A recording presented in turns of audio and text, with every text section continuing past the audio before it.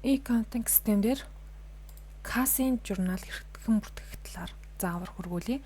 За энэ заавар нь ерөөсөө ингэж бүртгэнэ гэсэн ойлголт бол биш. Та мэдээж улсын секторын нэгтлэн бодох бүртгэлийнхаа журам заавар стандартаа нийцүүлээд өөрийн бүртгэдэг загвараараа хийнэ гэсэн үг. Энэ дээр зөвхөн e-accounting системийн аль зэсээр ороод яаж бүртгэх талаар заавар байгаа. За мөнгө өрөнгө зэсний орлого гэдэг товчон дээр дараад та мөнгө кассынхаа орлогыг өдөр тутмынхаа орлогыг бүртгэнэ. За харилцагч тус бүрээр нь базаж бүртгэдэг бол базаж бүртгэх боломжтой. За бэлэн мөнгө шууд бэлэн мөнгөний орлого POS гэж байгаа тий. POS-ийнхаа орлогыг бас яаж бүртгэдэг хэрэг банкны хулгай татаад загвараа татаад импортоор бас оруулах боломжтой шүү. Яг загварынхаа дагуу бас мэдээлэлээ оруулаад импортлчих боломжтой. За яг бэлэн орлогын хувьд болохоор орлого товчон дээр дарлаа. За гүйлгээний загвар буюу өдөр болгон ашиглаж ивэл гүйлгээний загвар хадгалаад тэргээрээ та ашиглах боломжтой. За одоо хэдүүлээ өнөөдрийнхөө орлогыг бүртгэе. За 12 сарын 1-ний орлого касс те энэ дээр үйлчилгээний орлого. Гүйлгээний утга бол таны өөрийн хүсснээр бичих ёстойгоор бичнэ. За энэ дээр ямар данс касс дээр ямар данс ашигладгийг та тэргээрээ ашиглана гэсэн үг. За жижиг мөнгөн сан нэмэлт санхүүжилтийн касс энийг ашиглах юм бол нэмэлтийн ямар тайлан дээр очихоос хамаарат бас төсвийн тайлан дээр тусгахтаас хамаарат нэмэлтийн санхүүжилтийн урсгал санхүүжилт нөгөө нэмэлт санхүүжилт дээр очих бол энэ дансыг ашиглана. За жижиг мөнгөн сан касс дүгээр төгрөг касс дахь бэлэн мөнгө гэдэг энэ дансаа та өөрөө сонгож өгнө. За би касс дахь бэлэн мөнгийг нь ашиглажлаа. За энэ дансыг ашиглаад тогтмол цаашаа нэг тогтсон нэг данс ашиглаа тэрийг та тайлагнаа явна гэсэн үг. За үндсэн данс гэдэг дээр нь та кассынхаа дансыг сонгож өгнө. Харьцсан данс гэдэг дээр нь энийг та өглөгөөр хуримтлуулад төрийн сан руу шилжүүлэх үү эсвэл өөрийн орлогот бүртгэх үү гэд журмынхаа дагуу өөрийнхөө үйл ажиллагаанд тохируулаад бүртгэрээ. За энэ дээр хэрвээ өглөг байх юм бол 41 тий.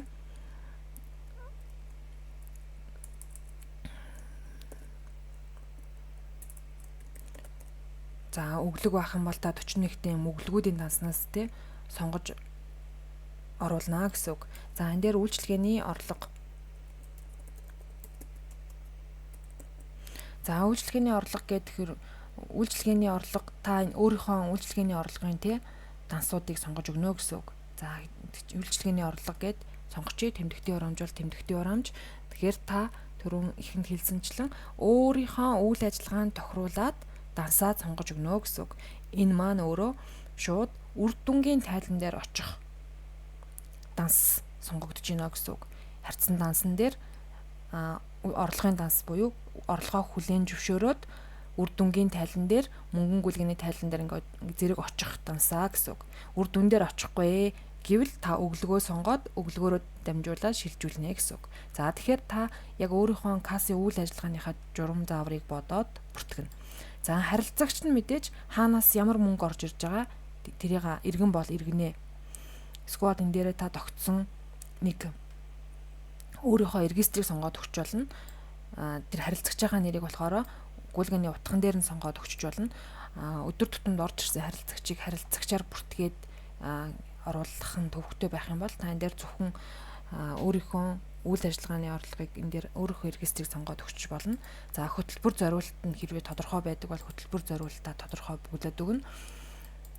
Тэгэхээр ийм хөтөлбөртэй ийм зориулалттай үйлчлэгээний орлого төвлөрүүлнэ гэсэн тийм зорилт байдаг бол энэ дээр сонгож өгнө гэсэн үг. Байхгүй бол тэггээ сонгочно.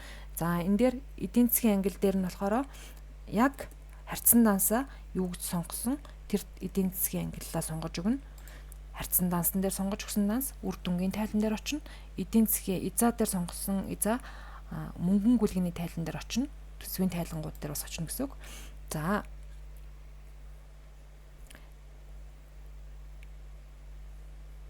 За энийг ингээд сонгоод энэ дээр одоо кастэ өдөр бөөг базаж хийдэг бол базажсгүй бол иргэн мөргнээр нь хийдэг бол ингээд нөгөө нэг баримт хэвлж өгөх шаардлагатай учраас та үйлчлэгээний орлого гээд 100,000 за 55,000 гэд ингээд бүтгэлээ үйлчлэгээний орлого энэ дээр иргэндээ хүнийхээ нэрийг бичиж болно. Үйлчилгээний орлого, тим юмны үйлчилгээний орлого гэд хэрэгцээ шаардлагандаа тулгуурлаад бичиж болно.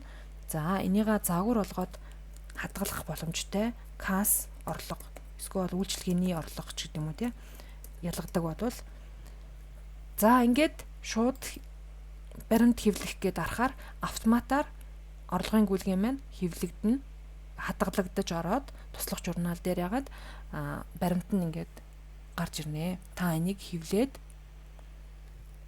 кассынхаа хашигтны баримтанд авсрах боломжтой. Мэдээж 2% байгаа нь нэг нь харилцагч талдаа өгөх зорилготой. Ингээ 2% хийсэн байгаа. За ингэж хэвлж гаргасныхаа дараа та туслах журнал дээрээс таны хийсэн нөгөө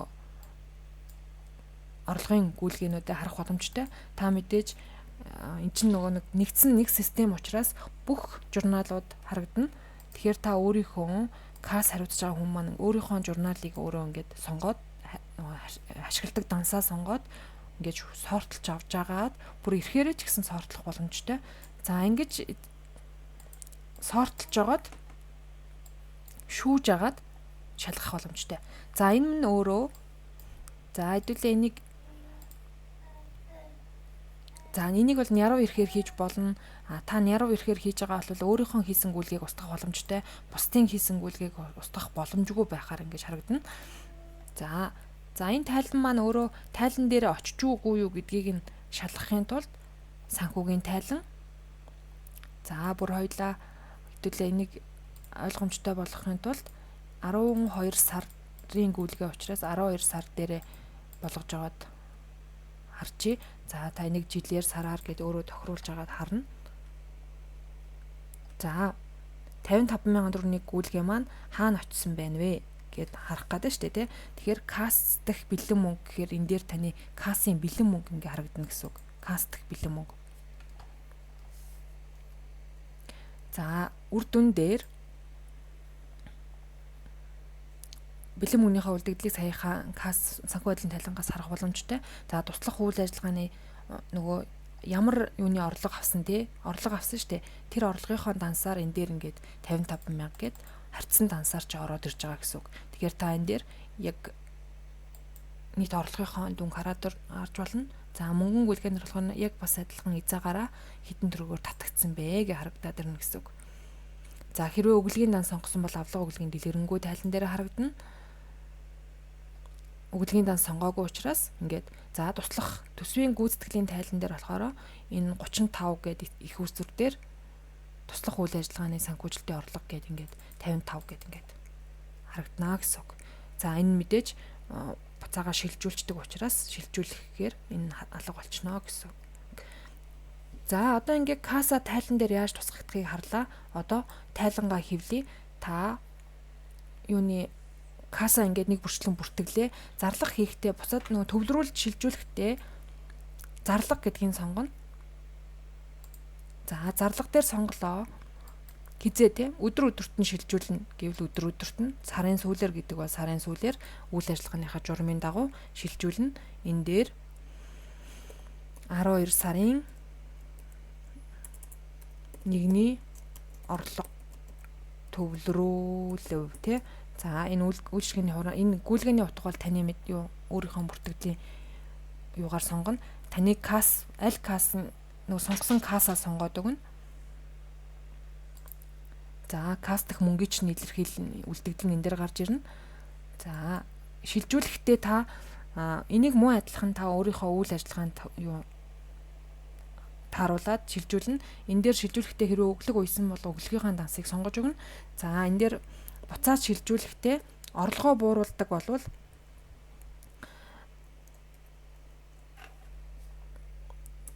орлогоо бууруулна гэхээр одоо үр дүнгийн тайлан дээр бол мөнгөн гүйлгээний тайлан дээр ямар ч мэдээлэл харагдахгүй болно гэсэн үг. Тэгэхээр энэ жил дээр кассын тайлан дээр л хэд турамдлагдаад хэд орж ирсэн харагдана. Хэрвээ тайлан дээр харагдах шаардлагатай хэд шилжүүлсэн, хэд торимтлуулаад хэд явуулсан гэдгийг харна гэвэл та энэ дээр зардлын данс буюу төвлөрүүлэх 21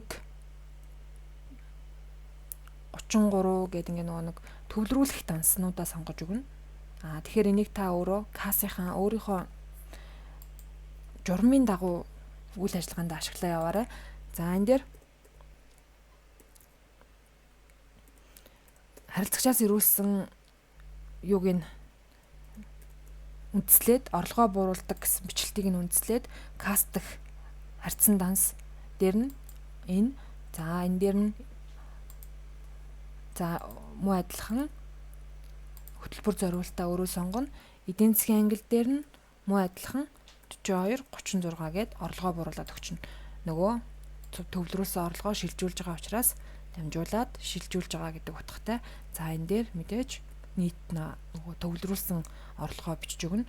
Энийг шууд 112 гээд энийг шилжүүлж болно гэсэн үг. Ягаад гэвэл өдөр өдрийнхөө нөгөө энэ дансны үлдэгдлийг та шилжүүлэх гэж байгаа учраас ийм мөнгө ороод ирсэн энийгаа ингээд шилжүүлнэ гэсэн үг шүү дээ. Тэр нь ингээд өөр гүйлгээ харагдаж байгаа. Яг энэ 12 сард нөгөө өөр гүйлгээ бичигдсэн нь үлдэгдэл нь буюу каст дэх үлдэгдэл. Ингээд баримт хэвлэх эсвэл баримт хэвлэхгүй бол зүгээр хадгалах гэж дарснаар таны ингээд гүйлгээ зүгээр хадгалагдана, баримт нь хэвлэгдэхгүй хадгалагдах боломжтой. Та кассын тайлангаа одоо ингээд өдөр тутмын гүйлгээгээ орлогоо бичээд төвлөрүүлэх гүйлгийг хийж явж байгаад кассын тайлангаа хэвлэлье гэж бодоход та энэ дээр кассаа сонгоод хайгаад та шүүх боломжтой. Шүүж өгснөөр энэ касс дээр ийм 2 гүйлгээ гарсан байна. Маягт хэвлэх гэдэг давчин дээр дараад MH4 буюу кассын тайлан гэд энийг дандаа тушаал журмын хавсралтын нэрээр нь ингээд нэг маягтын нэрээр нэрлэгдсэн байгаа. Та MH4 сонголоо. Энэ дээр та кассаа сонгоод өгнө. Энэ дээр MH4 касстай холбоотой учраас кассын дансууд гарч ирнэ. Хэвлэх дарахаар кассын тайлан маань хэвлэгдэнэ. Бэлэн мөнгөний гүйлгээний тайлан гэж хэвдэгдэнэ. Энийг ингээд эхний үлдэгдэл, эцсийн үлдэгдэл, орлого нэг ширхэг баримтыг шалгаж хүлээж авсан болно гэд. Ингээд та гар үсгээ зураад кассын тайлан бэлэн боллоо. Энэ дээр энийг гар үсгийн та хаанаас яаж оруулах вэ гэхээр тайлан тохиргоо зэсний загвар гэж байгаа. Загвар дээр гарын үсгийн загвар гэж байгаа. Энэ дээр нэмэх гээд загварын нэр кассын тайлан гэж болно. Энэ дээр болохоор MH4 гэд байгаа. Та ямар тайлан дээр оруулах гэж байгаа гэдгээс хамаарат яруу